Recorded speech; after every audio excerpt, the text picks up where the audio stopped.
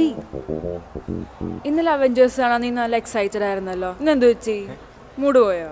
എന്റെ മൂടൊക്കെ ഓക്കെയാണ്, അല്ലെങ്കിൽ ഞാൻ വരും. അതെ, എനിക്ക് വേണ്ടിട്ടല്ലേ. ഇതൊക്കെ ഒരുമാതിരി പിള്ളേരുടെ സൂപ്പർ ഹീറോസ് ആണ്. Superman, Batman, Black Panther. എനിക്കിതൊക്കെ കുട്ടികളായിട്ടാണോ? അവി ഇത് കുട്ടികളുടെ സിനിമയല്ല, ഇത് കുട്ടികളും വലിയ ആൾക്കാരും ഈക്വലി എൻജോയ് ചെയ്യുന്ന ഒരു സിനിമയാണ്. നിനക്കറിയോ ആക്ച്വലി വേൾഡ് വൈഡ് ഇതിന് എത്ര ഫാൻസ് ഉണ്ടെന്നെങ്കിലും അറിയോ? എടാ ഇത് ഇഷ്ടമില്ലാത്തവരും ഇല്ലേ? ആ അത് ശരിയാ. ടൈറ്റാനിക് വരെ കുറച്ചുകൂടെ നന്നായിരുന്നെങ്കിൽ എന്ന് പറയുന്ന ആൾക്കാരുണ്ട്. മോളെ ടൈറ്റാനിക് എവിടെ നിൽക്കുന്നു, അവഞ്ചേഴ്സ് എവിടെ നിൽക്കുന്നു? ടൈറ്റാനിക് റിയൽ ലൈഫാണ്, എടുത്തു വെച്ചിരിക്കുന്നത് കണ്ടിട്ടില്ലല്ലേ? ഇതൊരുമാതിരി ഫാന്റസിയും.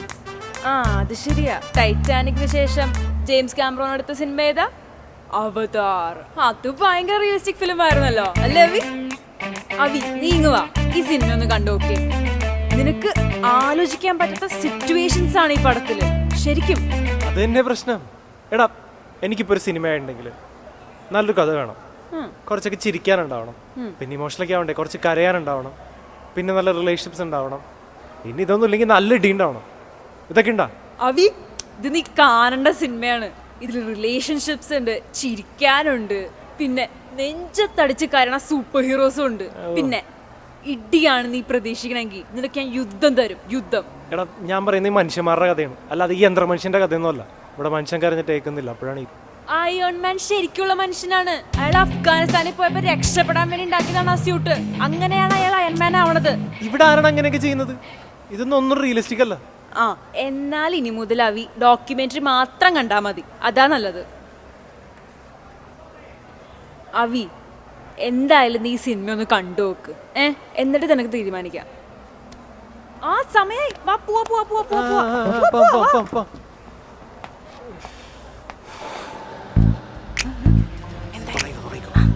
നീ കാര്യം പറയടാ.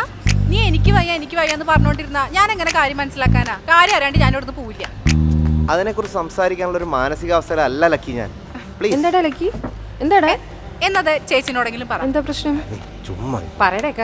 ചേച്ചി, ഞാനിങ്ങനെ എഴുത്തൊന്നും ഇല്ലാതിരിക്കുന്ന സമയത്തെ ചുമ്മാ പോയിരിക്കുന്ന ഒരു സ്ഥലമാണ് നമ്മുടെ ജോസഫ് ഏട്ടൻ്റെ ബുക്ക് സ്റ്റോൾ. ഇനിമേലാൽ ഞാനവിടെ പോകുന്നില്ല എന്ന് തീരുമാനിച്ചു, അത്രേ ഉള്ളൂ. എന്താ, എന്തെങ്കിലും പ്രശ്നം ഉണ്ടായോ? പ്രശ്നമൊന്നുമില്ല. എന്ത് പ്രശ്നം? പ്രശ്നമൊന്നും ഇല്ലാണ്ട് നീ ഇങ്ങനെ പറയാൻ വഴിയില്ലല്ലോ. എന്തെങ്കിലും പ്രശ്നം ഉണ്ടെങ്കിൽ പറ, ഞാൻ ചോദിക്കാം അയാളോട്. അല്ലെങ്കിൽ തന്നെ കൂടുതലാണ് അയാൾക്ക്. ആ അത് ശരിയാ, അയാൾ ഇത്തിരി മൊരടനാ. ലക്കി, നീ ആൾക്കാരെ കുറിച്ച് അറിയാൻ സംസാരിക്കരുത്. ആ എന്താ അയാൾ മൊരടനല്ലേ? നീ തന്നെയല്ലേ അങ്ങനെ പറഞ്ഞേ അല്ലേ? അയാളെ കുറിച്ച് അറിയാത്ത കാലത്ത് ഞാൻ അങ്ങനെ പറഞ്ഞു പോയിട്ടുണ്ട്. പക്ഷെ ഇപ്പം കൃത്യമായിട്ടും മൂപ്പരെ പറ്റി മനസ്സിലാക്കിയപ്പം. നീ ഇപ്പൊ എന്തറിഞ്ഞതാ പറയണേ? ഒരർത്ഥത്തിൽ നിങ്ങളൊക്കെ പറയുന്ന പോലെ അയാളൊരു മുരടനാണ്. പക്ഷെ ആ മുരടത്തരം അയാൾ ജീവന് തുല്യം സ്നേഹിക്കുന്ന ആൾക്കാർക്ക് വേണ്ടിയുള്ള. നിങ്ങൾക്കറിയോ, ഈ അടുത്തൊരു ദിവസം ആ ബുക്ക് സ്റ്റോറിൽ കുറച്ച് പയ്യന്മാർ വന്നു. അവരെപ്പോഴും ഇവിടെ വന്നിട്ട് ചേച്ചിയെ കണ്ടിട്ടുണ്ട്. അവരാ ബുക്ക് സ്റ്റോറിൽ വന്നിട്ട് ഇങ്ങനെ വരിയായിട്ട് നിന്നിട്ട് ഒരു കാര്യമില്ലാതെ ചേച്ചിയെക്കുറിച്ച് അനാവശ്യം പറയാൻ തുടങ്ങി. ഇത് കേട്ടോണ്ട് വന്ന ജോസഫ് ഏട്ടൻ ഇടപെട്ടു. പ്രീതിയെക്കുറിച്ച് അനാവശ്യം പറയുന്നു പറഞ്ഞു. പക്ഷെ അവർ നിർത്തിയില്ല. അവർ പിന്നെയും അനാവശ്യം പറഞ്ഞു. ചേട്ടൻ അവരോട് കയർത്തു. പക്ഷെ അവർ 3-4 പേരുണ്ടായിരുന്നു. അവർ ചേട്ടനെ തല്ലിയെന്ന് വെച്ചാൽ ചേച്ചി ഭാവിയിൽ ആ ശരീരം കൊണ്ട് ഒരു കാര്യമില്ല എന്നുള്ളവർ അങ്ങനെ തല്ലിയില്ല. പക്ഷെ പോലീസുകാരുടെ ഇടിയായിരുന്നു ഇതിലും ഭേദം തോന്നുന്ന തരത്തിൽ ഇടിച്ചു കളഞ്ഞു. തറയിൽ വീണ് ചോര ഒലിപ്പിച്ച് കിടക്കുകയാണ് ജോസഫ് ഏട്ടൻ. അപ്പോൾ എന്നിട്ടും അവരിങ്ങനെ വരിയായി നിന്ന് അനാവശ്യം പറഞ്ഞുകൊണ്ടിരുന്നു. വേദന കൊണ്ട് ഞെരങ്ങി തറയിൽ കൂടെ ഇങ്ങനെ നിരങ്ങി പോയിട്ട് ജോസഫ് ഏട്ടൻ അതിലൊരാളുടെ കാലിങ്ങനെ അള്ളിപ്പിടിച്ചു, ഒരു പയ്യൻ്റെ. എന്നിട്ട് പറഞ്ഞു, കുഞ്ഞെ പ്രീതിയെക്കുറിച്ച് ഇങ്ങനെ പറയരുത്. ഭർത്താവ് മരിച്ചിട്ട് ജീവിക്കാൻ കഷ്ടപ്പെടുന്ന ഒരു സ്ത്രീയാണ്, അഭിമാനിയാണ്, അങ്ങനെ പറയരുതെന്ന് പറഞ്ഞു. അങ്ങനെ ഒരുപാട് നല്ല കാര്യങ്ങൾ ജോസഫ് ഏട്ടൻ പ്രീതി ചേച്ചിയെക്കുറിച്ച് പറഞ്ഞു. ആ ദുഷ്ടന്മാരായ പയ്യന്മാരവസാനം അറിയോ അവിടെ കരഞ്ഞുകൊണ്ടാണ് ഇറങ്ങിപ്പോയത്. ഇയാളാണോ ലക്കി മൊരടൻ? നീ എന്ത് നോക്കി നിൽക്കായിരുന്നു? അവന്മാർക്ക് ഇട്ടിട്ട് കൊടുക്കായിരുന്നില്ലേ പോയിട്ട്? എനിക്കൊന്നും ചെയ്യാൻ പറ്റില്ലായിരുന്നല്ലോ. അതെന്താ? ഞാനിത് മുഴുവൻ അറിയുന്നത് 2 ദിവസം കഴിഞ്ഞ് ബുക്ക് സ്റ്റോറിൽ ചെല്ലുമ്പോഴല്ലേ. അതും ജോസഫ് ഏട്ടൻ പറഞ്ഞിട്ടില്ല, അവിടുത്തെ പയ്യൻ പറഞ്ഞിട്ട്. ഒരു കാര്യം അറിയോ, ഞാനെന്നിട്ട് ജോസഫ് ഏട്ടനോട് പോയി ചോദിച്ചു, എന്താ ചേട്ടാ ഇങ്ങനെ തല മുതൽ കാല് വരെ ചതഞ്ഞിരിക്കുന്നതെന്ന്. അപ്പോൾ പുള്ളി പറഞ്ഞ മറുപടി തകർത്ത് കളഞ്ഞില്ലേ. ആ എന്താ തകർപ്പ മറുപടി? പുള്ളി പറയാണ്, ഇതൊക്കെ കഴിഞ്ഞിട്ട് ഈ ചതഞ്ഞ ശരീരം വെച്ചിട്ട് പുള്ളി ശയനപ്രദർശനം ചെയ്തത് പുള്ളി സ്നേഹിക്കുന്ന ആർക്കോ വേണ്ടിയിട്ട്. ആർക്ക് വേണ്ടിയാണാവോ? പാവൻ ജോസഫ് ഏട്ടനല്ലേ, ഇത്ര നല്ല മനുഷ്യനാണ് ഞാൻ ഇത്ര നാളും വെറുത്തത്. അതെ, ആ മാലാഖയായിരുന്നു നീ തെറ്റിദ്ധരിച്ചത്. സോറി, ഞാനൊന്നും ഇവിടെ പറയാൻ പാടില്ലായിരുന്നു. അതല്ല, നിനക്കെന്താ ബുക്ക് സ്റ്റോളിൽ പോകാൻ പറ്റാത്ത? ബുക്ക് സ്റ്റോളിൽ പോയ ജോസഫേട്ടൻ്റെ ആ പഴയ കഥ എനിക്ക് ഓർമ്മ വരില്ലേ? ഇനി വേറെ ഉണ്ട് കഥ.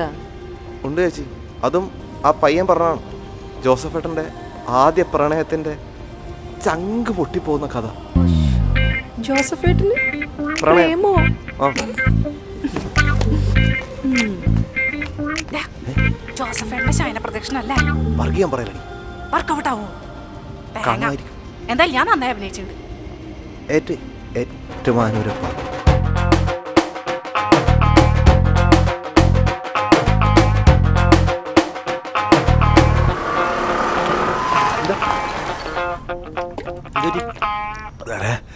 മതി, നിർത്തിയാലോ? സാം, താൻ ഫിറ്റ്നസ് ശ്രദ്ധിക്കണം. സാറ് എന്തൊക്കെയാണ് പറയുന്നത്? ഇതൊന്നൊരു ശിക്ഷയാണ്. ഞാൻ പോട്ടേനെ വിട്ടേക്ക്. ഇത് തന്നെയാണ് മഹാന്മാരായ പല താരങ്ങളും അവരുടെ കോച്ചിനോട് സംസാരിച്ചിട്ടുള്ളത്. അന്ന് അവരെ വിട്ടിരുന്നെങ്കിൽ ഇന്ന് ആ താരങ്ങൾ ഉണ്ടാവുമായിരുന്നു. താരം അവരൊക്കെ താരങ്ങളാകാൻ ആഗ്രഹിച്ചവരല്ലേ? ഞാൻ അങ്ങനെ അല്ലല്ലോ. എല്ലാവരും ഇങ്ങനെയാണ് ചിന്തിക്കുന്നത്, നമ്മളെ കൊണ്ട് കഴിയില്ല. പക്ഷെ നടക്കും. നീ ശക്തമായി മനസ്സിൽ ആഗ്രഹിച്ചാൽ മതി. സാറേ, എനിക്ക് വരാൻ ആഗ്രഹമുണ്ട്. എൻ്റെ ആഗ്രഹം ഇതല്ല. ഇതാണ് വേറെ പ്രശ്നം. മനസ്സിലൊന്ന്, ആഗ്രഹിക്കുന്നു മറ്റൊന്ന്. ചുമ്മാതല്ല നിന്റെ കോൺസെൻട്രേഷൻ ഒക്കെ പോകുന്നത്. സാറ് എന്തൊക്കെയാണ് ഈ പറയുന്നത്? എനിക്കൊന്നും മനസ്സിലാകുന്നില്ല. എല്ലാം ഞാൻ മനസ്സിലാക്കി തരാം. കമോൺ, വെറും 10 കിലോമീറ്റർ ഓടി വരുമ്പോഴത്തേക്കും നിനക്ക് എല്ലാം പറഞ്ഞുതരാം. 10 കിലോമീറ്ററാ? സാറേ, വെറുതെ കളിക്കല്ലേ. എന്നെ വിട്ടേക്ക്. താക്കോൽ എടുക്ക്, ഞാൻ പോട്ടെ. നോ, തരില്ല. കോച്ചിനോടാണോ സാമി ഇങ്ങനെയൊക്കെ സംസാരിക്കുന്നത്? നല്ല അത്ലറ്റ് ആവണമെങ്കിൽ നല്ല ട്രെയിനിങ് ആവശ്യമാണ്. ആ ട്രെയിനറാണ് ഈ ഞാൻ. കമോൺ സാം, ഒരു 10 കിലോമീറ്ററിലേ ഉള്ളൂ. കമോൺ. മതി, നിർത്ത്. താക്കോൽ എടുക്ക്, ഞാൻ പോട്ടെ. താക്കോൽ എടുക്ക്. തരില്ല സാം, ഓടാതെ തരില്ല. കളിക്കല്ലേ. ടെൻഷൻ അടിപ്പിക്കാനായിട്ട് ഇതാരാ? മീറ്റ് സാം, ഇത്തവണ ഞാൻ ഇന്ത്യക്ക് വേണ്ടി ഒളിമ്പിക്സിൽ പങ്കെടുപ്പിക്കാൻ പോകുന്ന പയ്യനാ. ചുമ്മാ സാറേ, ഞാൻ പോകുന്നില്ല. നീ പോകും. നിങ്ങൾ ആരാ? സാർ, ഞാനൊരു ഡെലിവറി ബോയിയാണ്. രാവിലെ നിങ്ങളുടെ വീട്ടിൽ ഫുഡ് ഡെലിവറിക്ക് വന്നതാ. അപ്പോൾ എന്തൊക്കെയോ പറഞ്ഞ് ഈ സാർ എന്നെ വിളിച്ച് പുറത്തേക്ക് ഇറക്കി. ഇപ്പോൾ എൻ്റെ താക്കോൽ പിടിച്ച് വെച്ചേക്ക്, എന്നെ വിടുന്നില്ല. ഒരു മിനിറ്റ്.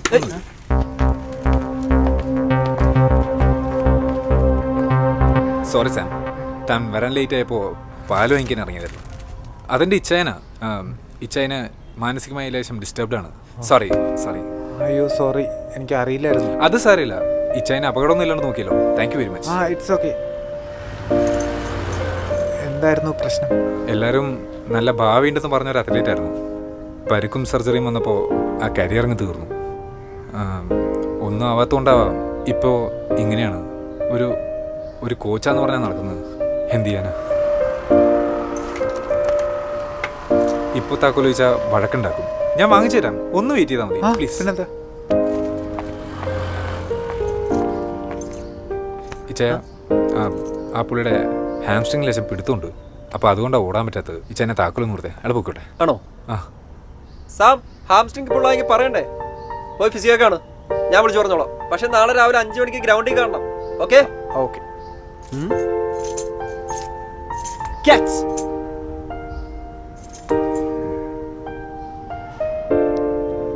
സാം, നീ ഇനി വരില്ലെന്ന് എനിക്കറിയാം. നമ്മളിനി കാണാനും പോകുന്നില്ല. എന്നിട്ട് നീ ഒരു യാത്ര പോലും പറയാണ്ട് പോവുകയാണോ?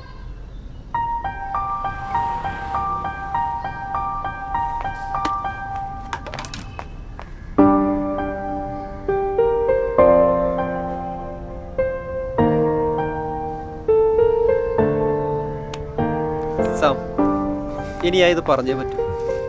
നിനക്ക് ഓടാനുള്ള കഴിവൊന്നുമില്ലടാ. നിനക്കതിനുള്ള സ്കില്ലില്ല. നിന്റെ മനസ്സിൽ വേറെ എന്തൊക്കെയോ സ്വപ്നങ്ങളാണ്. അതിനെ നീ മുറുകെ പിടിച്ചു. അവസരം വരും, അത് നീ കൃത്യമായി യൂസ് ചെയ്താൽ മതി.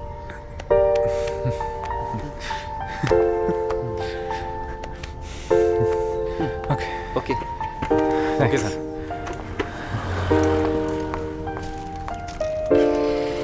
പോവാം.